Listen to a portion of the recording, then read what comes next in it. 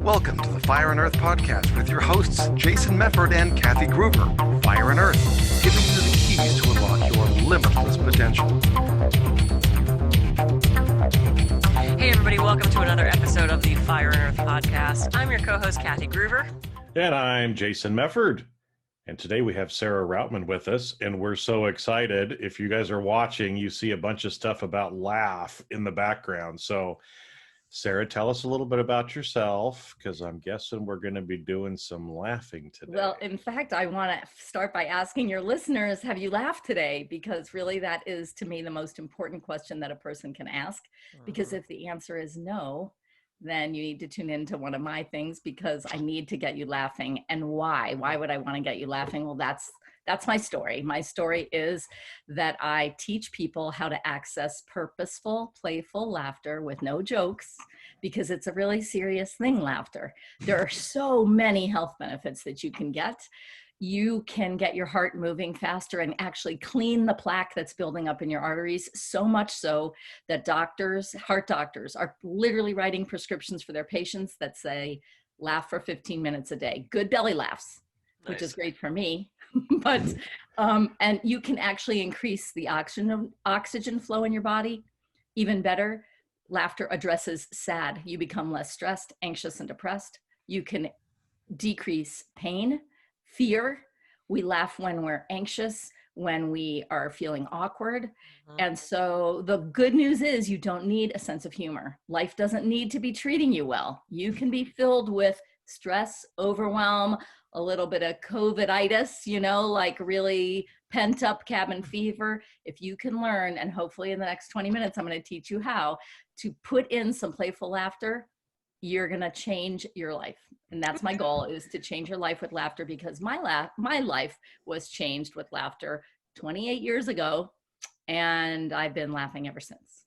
That's so great. Well, I think it's funny because when you're saying that, I kind of flash back to this experience I had when I was in fourth grade. Yeah. Okay. So, and it's like one of the teachers, she was my teacher, but we would do like this singing time, right? And so she had a guitar, she would play the guitar. All of the kids in the third and fourth grade would get together and play, right? And she sang us this song about goober peas, which is peanuts, right?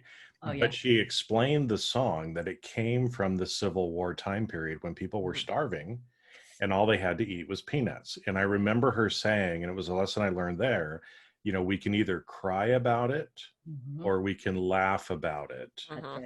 Right. Yeah. And so, again, I think at those times, probably, I'm guessing, like you said, 28 years ago, when this really helped you, there's a lot of times maybe when we feel like crying, and sometimes crying is the right emotion to be feeling and doing. But if we can laugh instead of crying, like you said, there's all these different health benefits to it. So, well, in fact, my favorite quote is by Irving Berlin, and it is, life is 10% what happens to you and 90% how you respond.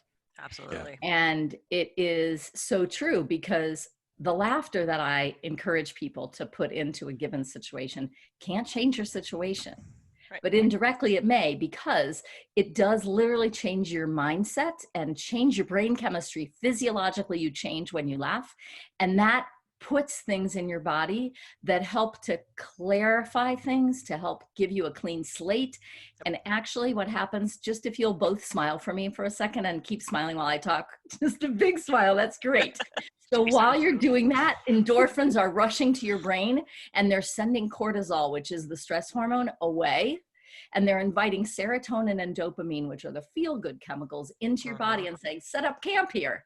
And now when you laugh, you release more of those same feel-good chemicals. So you're changing your body chemistry. You're changing your brain right away. So you can't physiologically be angry and laugh at the same time. Right. So imagine what would happen if a person was in an argument with a partner, a spouse, a roommate, and instead of letting the anger escalate, they went over to them and said, can we hold hands for a second? Please look at me. Let's just laugh for a second. I'm not laughing at you, but can we just laugh for a second? You would change the brain chemistry between you.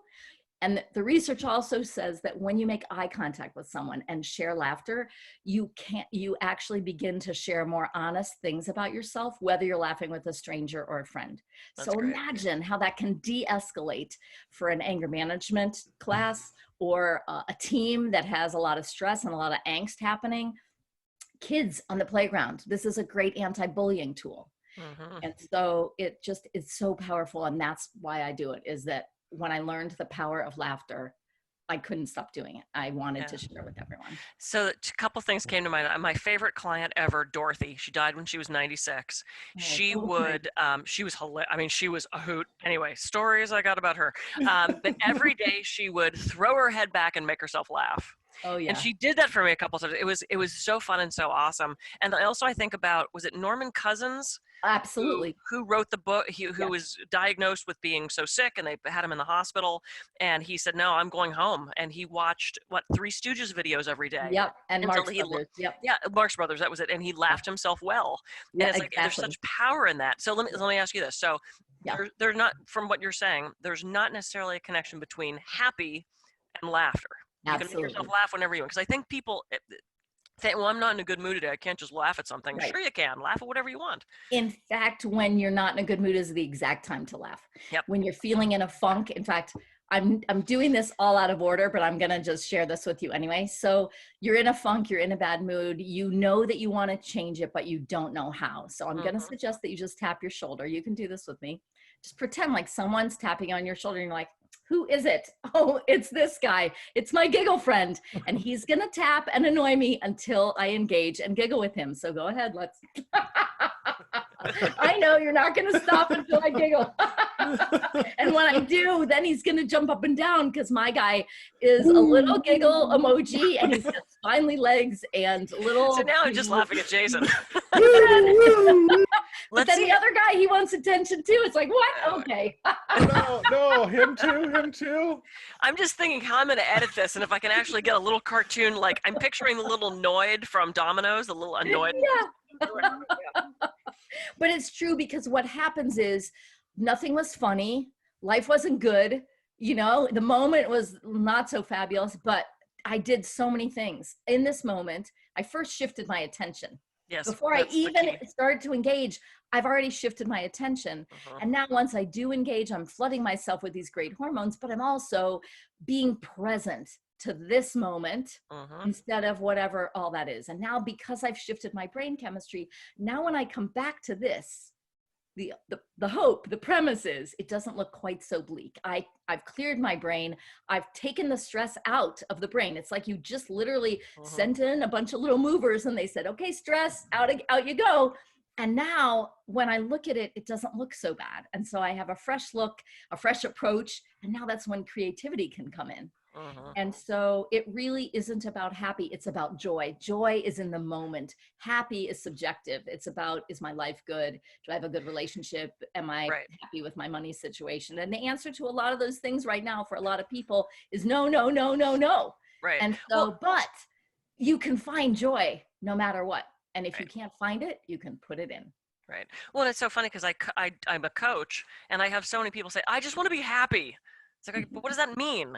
And they can't tell me what that means. Right. And happiness is something we create with every moment. It's not something that happens to us. And I see so many people seeking happiness outside of themselves. They're waiting for that identification with that title, with that girl, with that car, with the cat, with the, and they're not finding these things inside ourselves. And what I love about what you're saying is this is something that we are tapping literally into whenever we need it, whenever we want it. Jason, I just love the grin that you have on your face right now. Well, it's like all these punny things that you're saying too, right? And it's kind of tying in too, because, you're talking about happiness, right? And we all want to be happy. Absolutely. But scientifically, how do we usually happiness is defined as subjective well-being. That's what we call it.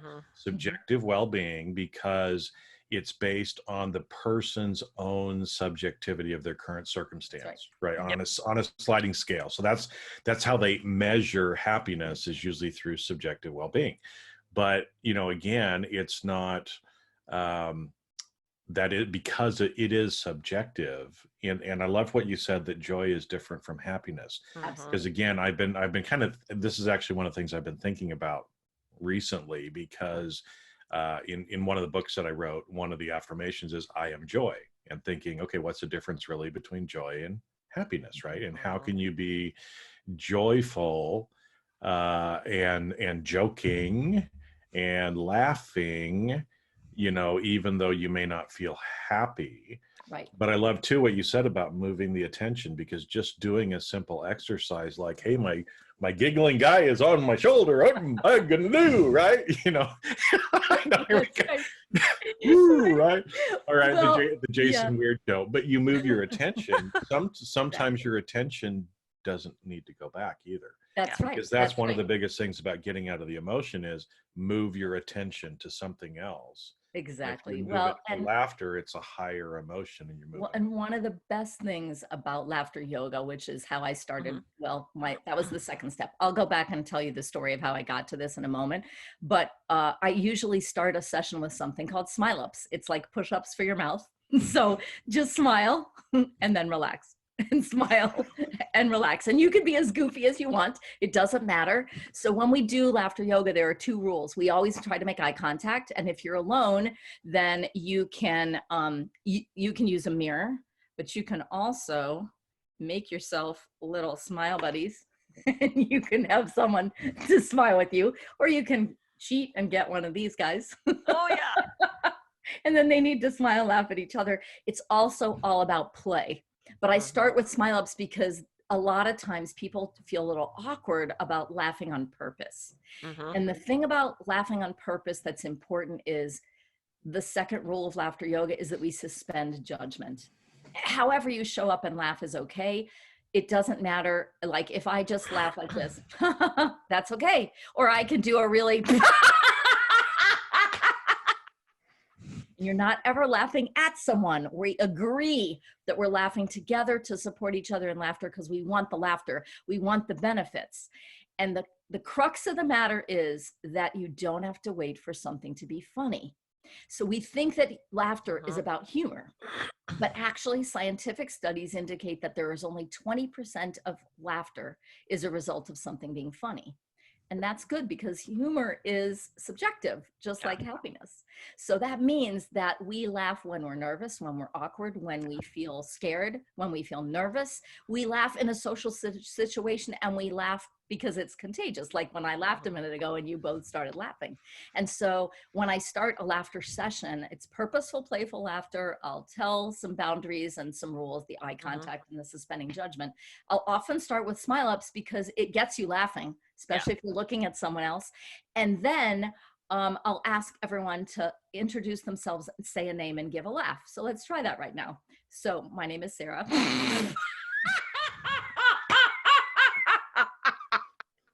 No pressure. Laugh how you want. Go ahead, Kathy. What's your laugh? Or introduce yourself. Oh, I'll do a laugh that drives my boyfriend crazy. My name's Kathy. That's fantastic. Okay, Jason. All right, I'm going to try to do this one. This is one that my friend used to do a lot. Hi, my name is Jason. Oh, the snorting. Like a pig snort in the little middle snort, of it. big snort, little snort. I used to have friends that came over for game night, and you knew that I was completely, because when I get tired, I get silly and I get very goofy, and then I would start with the laughing, and then I would wheeze, so I'd need my inhaler. But then it would go to snorting, and then it would go to the squeak, where it would just, there would be silence, and you just hear this, and my head, I have to put my head down, and that's all you hear. And Ben and Tracy were like, oh, Kathy's gone. She's like, gone. That's actually the kind of laughter that we're after. We want to laugh as hard as possible. We want to laugh till our belly hurts, till tears are coming down. That's the kind of laughter that is the healthiest. And in order to get the most amount of benefits, you want to try to laugh for 15 minutes at a time. You can breathe in between, but you want to do 15 minutes of deep belly laughs a day. That's what gets your heart going and your oxygen flowing. You know, and I bet I get to that because I'm laughing. Oh, for sure. I mean, and here's the thing. Your body doesn't know the difference between laughing because something's funny or just laughing. And chances are there might have been something that tickled you or triggered that laughter in the beginning, but after that, it didn't trigger everyone else, but your laughter triggered everyone else. Yeah. So, when you understand that your body doesn't need to think it's funny, that you're not looking for happiness, you're trying to put in joy, and that you can have this incredible element of play. You said you get funny and silly and goofy. That's really the key. If you can put play in, that is taking all your self-judgment away. We're not thinking, oh, I'm an adult, I'm stressed, I have responsibilities, I shouldn't laugh. You're thinking the way a child thinks, which is, I'm curious. And it's like, how fascinating is this? And they're rolling on the floor and you say, what's so funny? And they don't know, because it really isn't about funny. It's just about joy. Yeah. And so when a client says, I want to be happy, maybe I might turn it around and say, when was the last time you felt joy? Tell me about that. What did that feel like? Wouldn't that be something to strive for? And guess what? You are in control of that. You can do that anytime. Yep, absolutely. So, I have a Facebook group called the Empowerment Project. And yesterday the prompt was, what is your favorite sound? And at least 60 or 70% of the people said laughter, specifically child's laughter. But most people said laughter and ocean were kind of the two the two sounds that everyone liked. Go ahead, Jason. I'm sorry, I cut you off. Well, I was going to ask too, because, you were talking about playing and putting an element of play into this. And I know, because again, I've been thinking about this recently, right?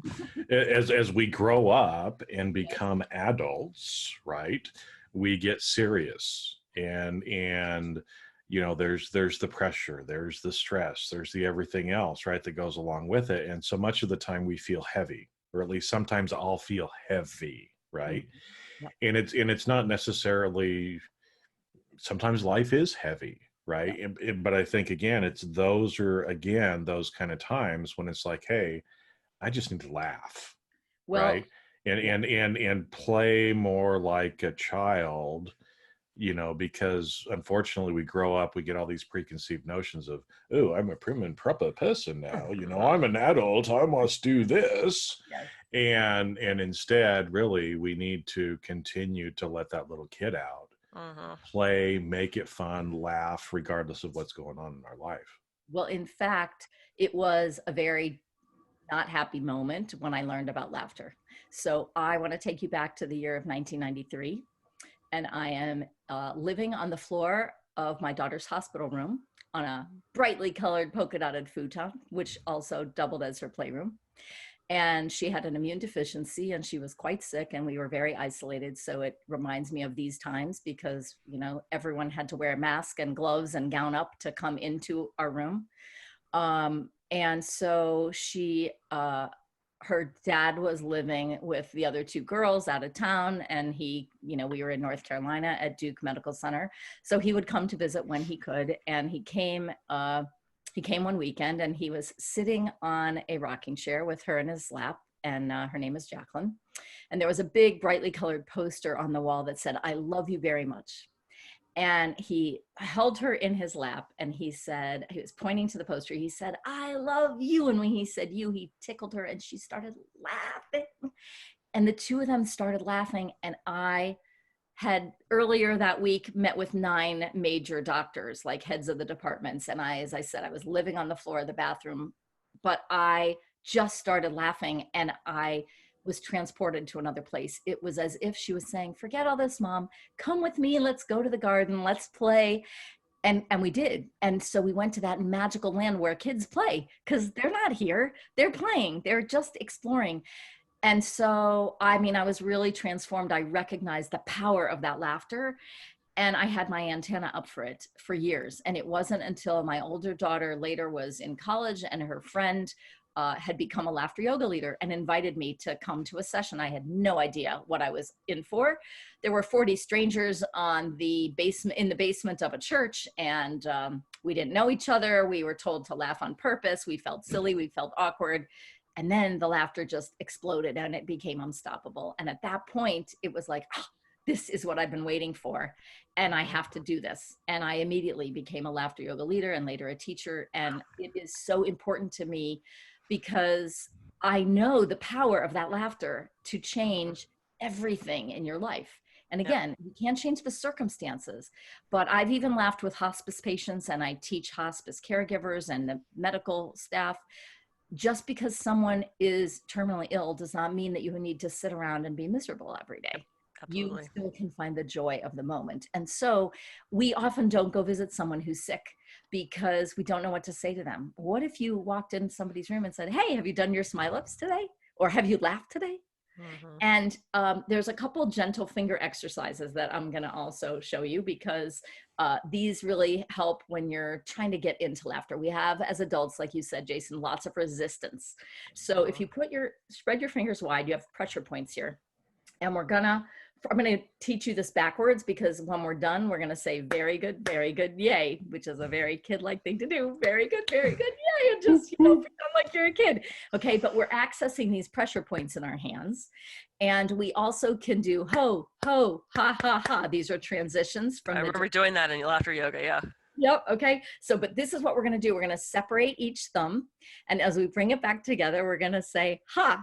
And then we're going to increase another finger and another ha till we're all done. Ready? Ha. Ha. Ha ha. Ha. Ha Ha. ha ha. Ha. Ha. Ha Ha. ha ha. Ha. Ha. Ha. Ha ha ha ha ha.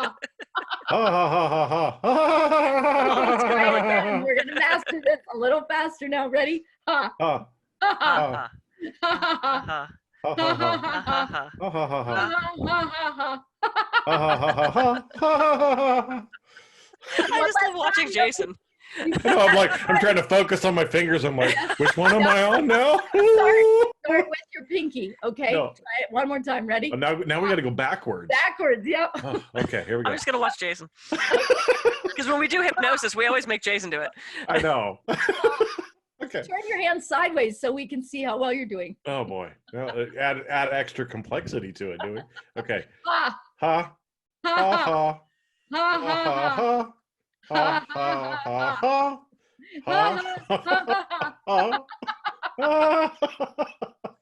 Very good, yay. Very good. Yay. Oh my God, I just saw like 4-year-old Jason. This is so great. Oh my God, this is hilarious. And of course, because, this happens, we are out of time. Oh no. I know, it happened so fast. The one thing I was going to say was my father had the best sense of humor ever. He was the funniest man. He was so kind. He was so filled with joy. And I remember at my mom's funeral, he was the one making everyone laugh. And you could see some of like the older people were like, oh, how inappropriate is that he's laughing at his wife's funeral? No, it was freaking awesome that he was laughing. And I learned that from him. It's like there's never a time that you can't bring that joy in. So I totally agree. Right. And the thing is, you can't be sad if you haven't once felt joy about something. Yeah. And so he was taking all the joy of her life and bringing it into that moment. And that's just awesome. Yeah. Well, thank you, Sarah, for bringing a lot of joy into our lives. This has been awesome. Why don't you tell everybody, I'm going to just giggle with Jason for a while. I've got my 15 minutes in today already. I know, we totally did. And we did a show before you where we were laughing. So it's good. Why don't you tell everybody, I know you have a new book. Why don't you tell everyone how to reach you, how to get the book, all that good stuff. Okay, great. So if you want to reach me, the easiest way is Sarah, S-A-R-A-H, at laughhealthy, 2 words, all connected.com. Sarah at laughhealthy.com. And you could guess that the website is Laugh Healthy. So laughhealthy.com. And I have a YouTube channel that is also Laugh Healthy. And if you want to subscribe to that YouTube channel, I'd be overjoyed. So the full story of my daughter's illness and finding laughter can be found in this book, which we just had the book launch last week. Yay. This is an anthology of 21 authors living with chronic illness. And mine is one of 2 caregiver chapters. And this is so important. We had no idea when we were publishing it that it would be so timely. But these are people who you can't see that they're sick, but they're sick and in pain a lot. And so this gives a lot of information about how to live with chronic illness. And every single one of these people is filled with optimism and hope, despite having multiple illnesses. And the statistics about people living with chronic illness are staggering. Over half of our population in the next 5 years will likely not only live with a chronic illness, but half of those will live with multiple conditions. So this book can be found. Also, you can email me at Sarah at Laugh Healthy, and I can send you information. You can also find this on Amazon. Can't That's someone great. fix the ails me? So timely and so important. Jason, a final word? No, I think this is great. I mean, again, for me, I need to laugh more. I need to experience more joy, because I think a lot of times we all kind of chase after happiness, but like we said at the beginning, it's subjective well-being, and something as simple as our little tapping, giggling guy on our shoulder doing the finger thing. I gotta practice We'll on work that on that, because yeah. going backwards is harder for me than forwards. But they're little things that, again, we can do and need to do and build into our daily routines. This is just as important as meditation, as reading, as prayer, if you're spiritual, anything like that you kind of do every day. We just need to develop this habit of daily laughing. Absolutely. So Yeah. thank you. Yeah. Yay. Thank you, Sarah, so much for being on. This was such a fun episode. Yay. Oh, thanks All so much. right. Yay. I'm Yay. Kathy Gruver. I can be reached at kathygruver.com. I'm Jason Mefford. I can be reached at jasonmefford.com. So this week, go out and laugh more, practice some of these things, get Sarah's book, connect with her, watch her on YouTube, but just get out there and laugh more, and remember to, bring that joy into your life. And with that, we will catch you all on the future episode of the Fire and Earth podcast. See ya. So See much. ya.